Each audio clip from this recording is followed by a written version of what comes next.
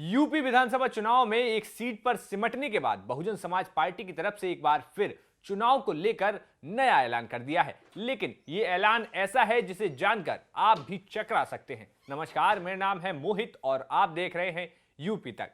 UP में विधानसभा चुनाव के बाद एक बार फिर से यूपी में चुनाव को लेकर सुगबुगाहट दिखने लगी है। यहां हम राज्यसभा चुनाव की नहीं, दरअसल बात कर रहे हैं लोकसभा के उपचुनाव की। जी हां, यूपी में 2 लोकसभा की सीटों पर 23 जून को उपचुनाव होने हैं। लेकिन बहुजन समाज पार्टी ने इन चुनावों में रामपुर लोकसभा सीट से न लड़ने के साथ किसी अन्य पार्टी को समर्थन भी न करने का फैसला कर लिया है। बता दें कि 2019 में हुए लोकसभा चुनाव में रामपुर की सीट से आजम खान और आजमगढ़ की सीट से अखिलेश यादव ने जीत हासिल की थी। लेकिन इस साल हुए विधानसभा चुनाव में आजम खान सीतापुर जेल से ही चुनाव लड़कर जीत गए हैं, तो वहीं अखिलेश यादव ने भी मैनपुरी की करहल विधानसभा सीट से जीत दर्ज की थी, जिसके बाद से ये दोनों ही सीटें खाली हो गई थी। ऐसे में जहां पार्टियों की तरफ से उपचुनाव को लेकर तैयारियां की जा रही थी, तो वहीं बसपा की तरफ से चुनावी मैदान में ना भाग लेना ये चौंकाने वाला है। फिलहाल बहुजन समाज पार्टी की तरफ से आजमगढ़ की लोकसभा सीट से गुड्डू जमाली को मैदान में उतारा गया है, लेकिन रामपुर की सीट को लेकर बसपा ने अपनी अब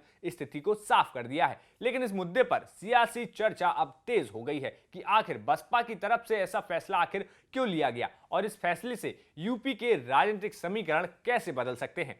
रामपुर की सीट की अगर हम बात करें तो रामपुर के समीकरण में समाजवादी पार्टी ही मजबूत दिखाई देती है। वहीं हाल ही में एक रिपोर्ट में यह खुलासा भी हुआ था कि विधानसभा चुनाव में बहुजन समाज पार्टी का वोट भाजपा को ट्रांसफर हुआ है। तो फिलहाल अब भाजपा भी सीट पर सेंध लगाने की तैयारी में है। वहीं आजमगढ़ से बसपा मजबूत दिख रही है, जहां पर उसने गुड्डू जमाली को मैदान में उतारा है। फिलहाल के समीकरणों को देखें तो किसी भी पार्टी ने अभी तक अपने प्रत्याशियों की घोषित तौर पर घोषणा नहीं की है। अब देखना होगा कि बसपा विधानसभा चुनाव में बुरी तरह हारने के बाद कैसे अपने आप को वापस संभालती और नए पॉलिटिकल समीकरण बनाती है। तब तक यूपी की राजनीति से जुड़ी हर एक खबर के समीकरण को समझने के लिए एक ही अड्डा यूपी तक।